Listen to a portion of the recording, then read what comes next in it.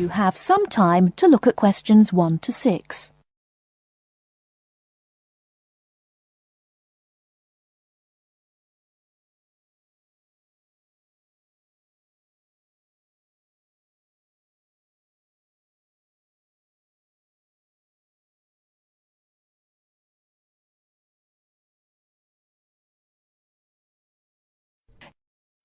Okay, everybody, welcome back to the new term. I hope you've all had a good break and that you're keen to start on your research project. What I'd like to do this morning is to give you a chance to ask questions about the project, requirements, ways of approach, how to get help if you need it.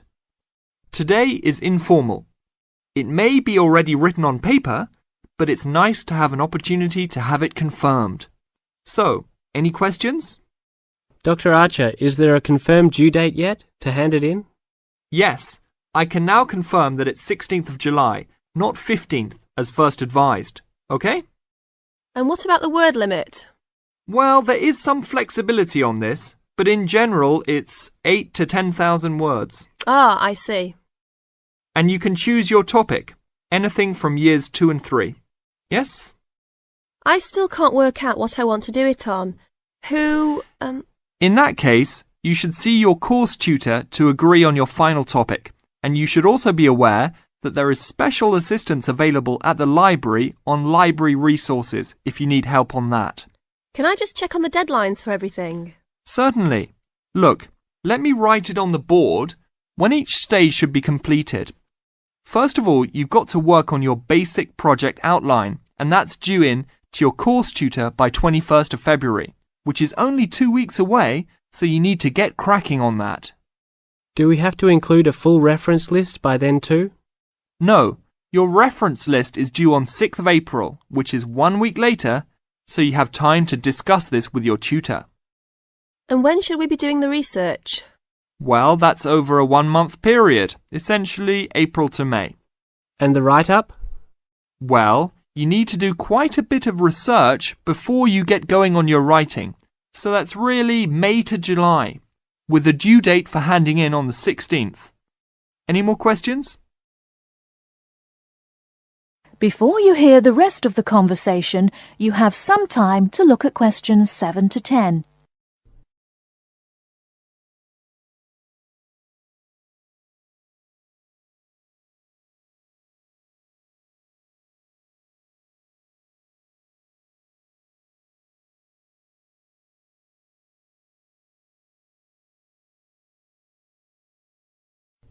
Now listen and answer questions 7 to 10. Well, sir, just some advice really. It's about the research approach. Would you advise us to use some case studies?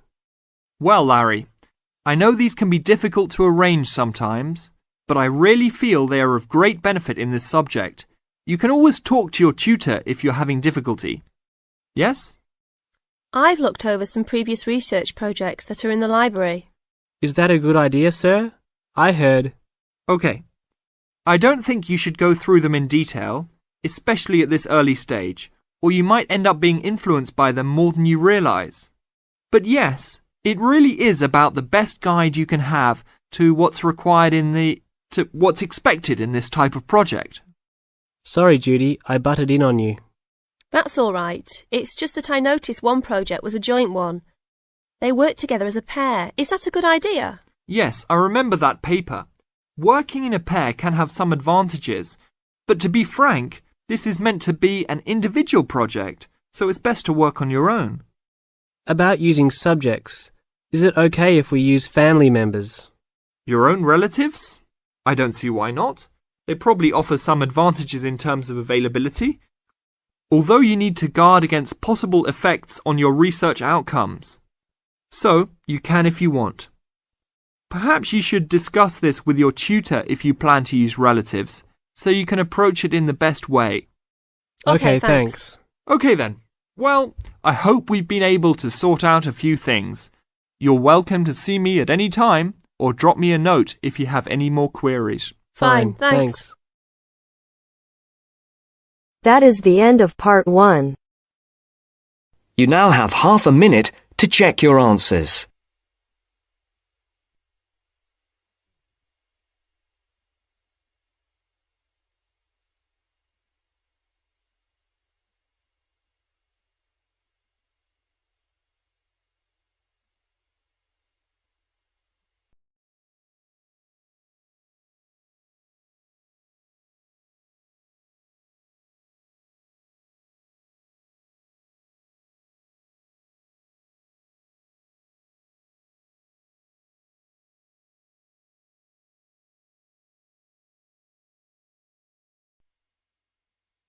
Now turns to part 2.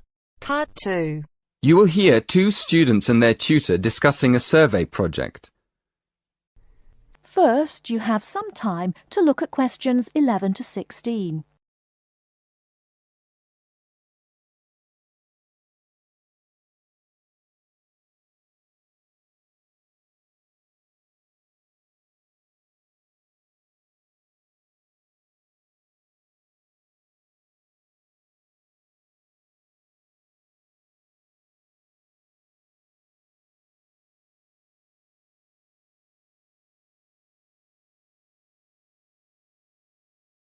Now, listen carefully and answer questions 11 to 16. So, what's the survey about, Tom?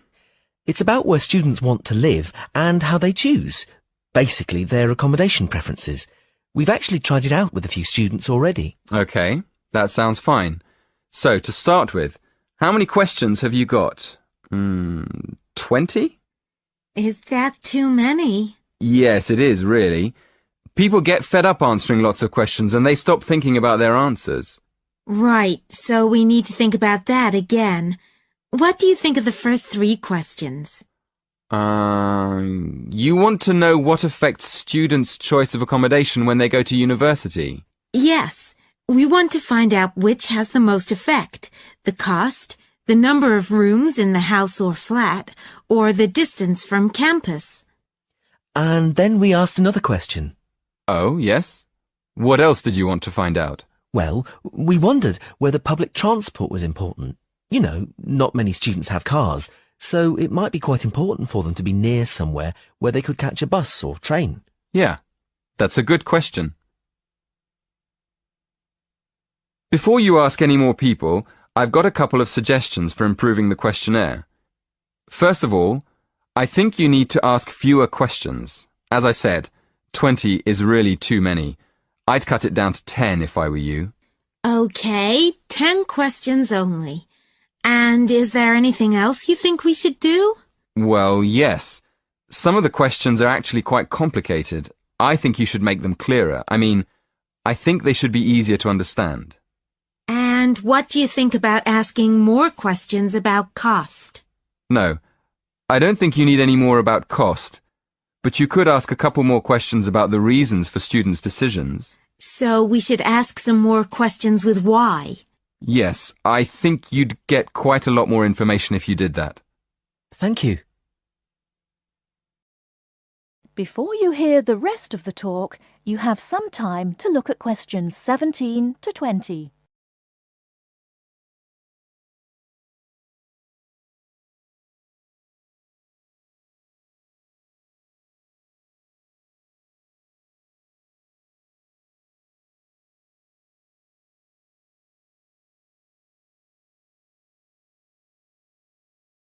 Now listen and answer questions 17 to 20.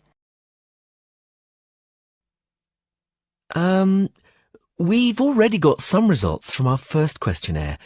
Do you think we could use them? I don't see why not. What have you found out so far?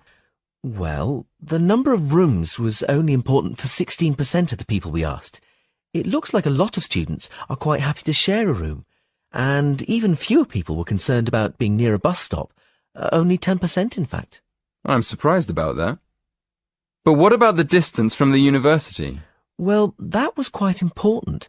Around 20% of the students we asked wanted to be close to campus. That makes sense. And what about the cost? Yeah, as we expected. The cost was by far the most important factor. More than half the students were concerned with the cost. 54% to be exact. Only 54%? I thought it would be closer to 80%. That is the end of part 2. You now have half a minute to check your answers.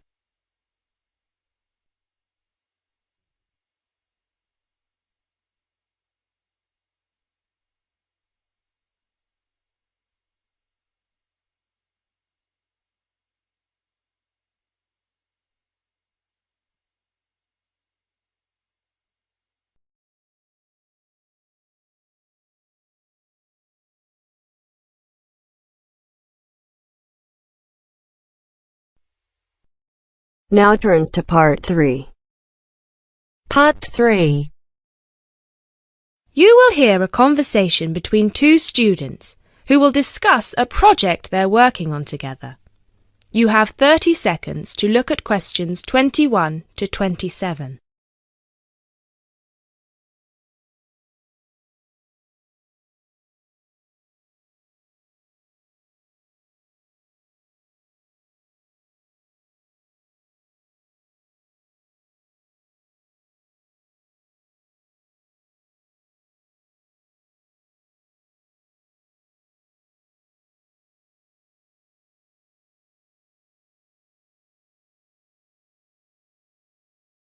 Hey Jess, glad you could make it. We've got a lot to discuss. Hi, Matt. Yes, sorry I'm a bit late. I did bring all my notes with me. Yes, me too. Where shall we start? Well, I think it would be a good idea to clarify our objectives just one more time. Yes, good idea. Okay, here we are. We need to record, photograph, and identify the plant species in 10 1-square-meter plots.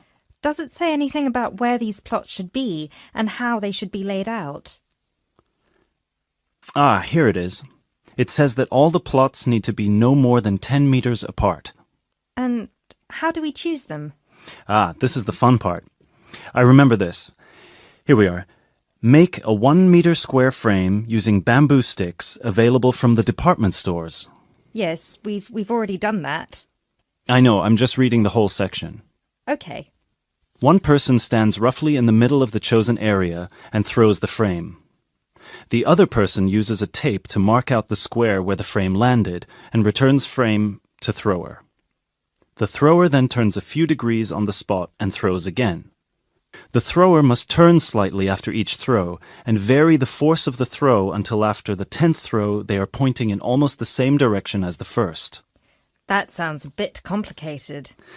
That's only because it's all in writing. It's just a simple throw, turn, throw, turn, throw, turn until we have 10 squares. And I guess you want to do the throwing. Well, if you don't mind. I'm sure you'll be more accurate at marking the squares. Yes, I am sure I am, and I'm sure you've got a stronger throwing arm.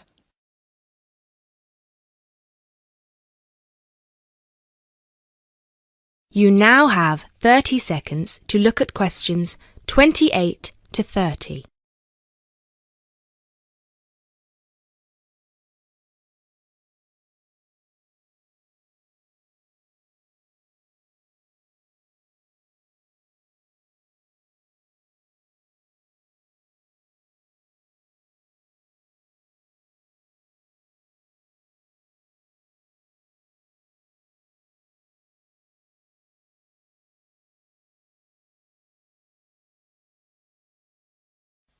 Okay, good. We've got that sorted. Now we need to decide where to go. Yes, I've been thinking about that and I've brought the map. Ah, well done. I forgot mine. Now, I've identified 3 possible locations, but they've all got some disadvantages. Okay, fire away. Well, the area around this lowland marsh could be interesting. There'll be a lot of interesting water plants here. Looks good, but what's the problem? Mainly that it's already a designated nature reserve, and I think there's already been a lot of research done here. Ah, I see. Well, I'd rather do something that's new and can be useful. I agree. That's why I identified this area further west. See, here, behind the beach. Oh yes, I see. That area there, where it's flat, but quite high. Exactly. If you look a bit further inland, you'll see that there are hills which will protect that area from strong north winds. I see. Excellent. But what's the problem? Just that it may not be very interesting. We know that the geology there is not conducive to a wide variety of plants. I agree. So what's your last idea? Well, I think this one is a bit of a winner, although I did want to show you the other 2. Look up here, on the north coast. Where? See this bay? Well, I know that there's been quite a lot of studies done here, but a bit further to the east, behind this headland. No one has ever looked at that. Well, I certainly couldn't see any studies. That is interesting. And the plant life could be a bit different because of the shelter from the wind the headland provides. Exactly. Brilliant, Jessica. That's a great idea. We'll go there. Thanks. Now all we have to decide is when is a good time. That is the end of part 3. You now have half a minute to check your answers.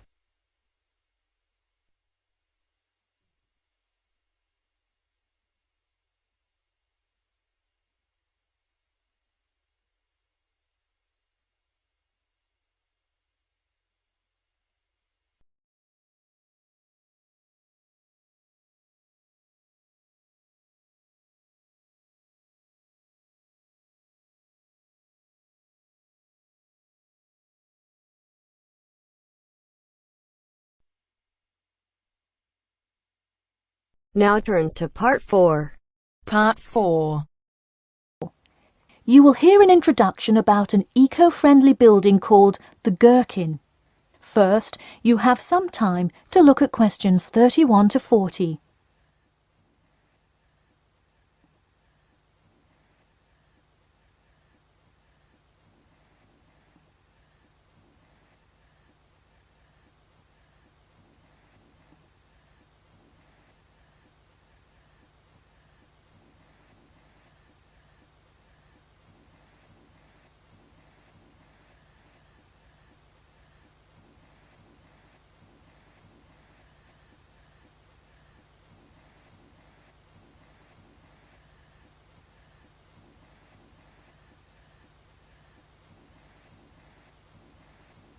Now, listen carefully and answer questions 31 to 40. Today, I'd like to tell you about how UK architects are playing their part to address the issue of global warming. You have seen many of these iconic buildings while going about your everyday life, but you may not know how they are affecting your tomorrow. In 2003, construction was completed on the famous Swiss rebuilding, or more informally called the Gherkin, a true masterpiece commissioned by the law offices of Foster and Partners. This is not the first ambitious endeavour of the firm. They are renowned for their various philanthropic environmental efforts. The Gherkin, with its cut-and-edge green initiative and sharp design, is gaining recognition as an icon in modern architecture. You can pick it out of the London skyline by its unorthodox cigar shape. While its appearance is the obvious attribute at which to marvel, there is far more to this building than meets the eye. And let's face it, there's a lot about this building that meets the eye. The building helps reduce the city's carbon footprint in a number of ways. Just a quick note, in case you're not familiar with the term carbon footprint, get used to it. It's a buzzword you'll hear relentlessly to talk about reducing emissions. Think of it as the amount of harmful greenhouse gases that are given off into the environment by a single person, organization, or product. So going back to the Gherkin building, perhaps the most obvious as well as the most significant eco-friendly feature is the glass windows, which allow light to pass through the building, both reducing heating costs and brightening up the workspace. The ingenuity behind the various eco-friendly aspects of the Gherkin has seen its fair share of publicity both from serious and silly sources. In a recent April Fool's Day edition, One e-publication printed a story detailing plans to replace 50% of the current exterior with grass, which would not only make large steps in the name of sustainability, but also give the building the green hue that would truly earn it the nickname of the Gherkin. The only drawback is, as you may have guessed, that this story was an April Fool's Day joke and completely made up.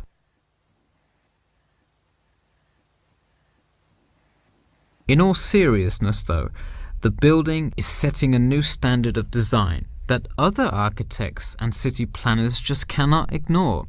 The building's bold and cost-efficient design has won a number of architecture awards, including the Stirling Prize, the London Region Award, and the Empress Skyscraper Award, among others.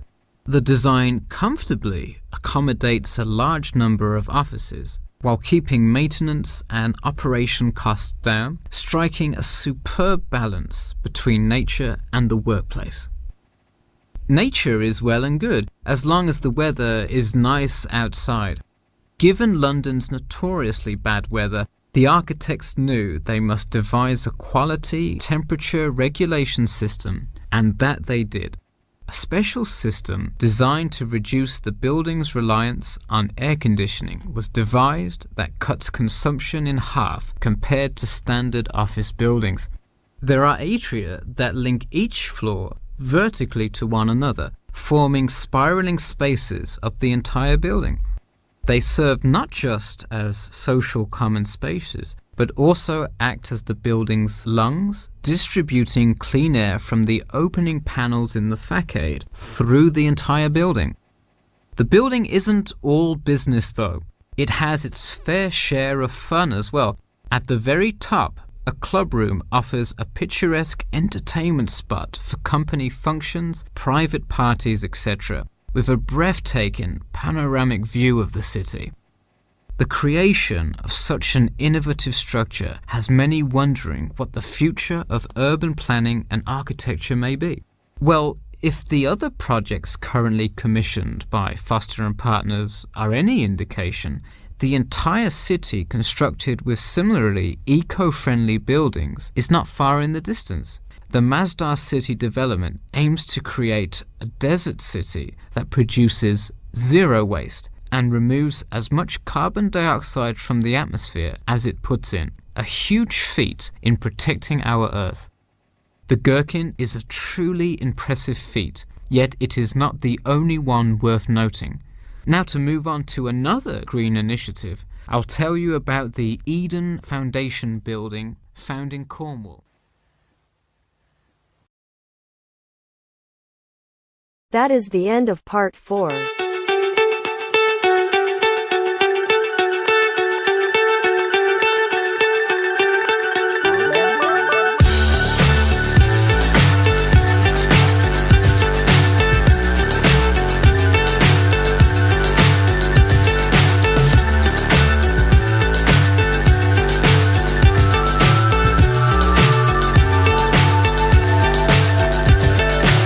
So high I'm hypnotized.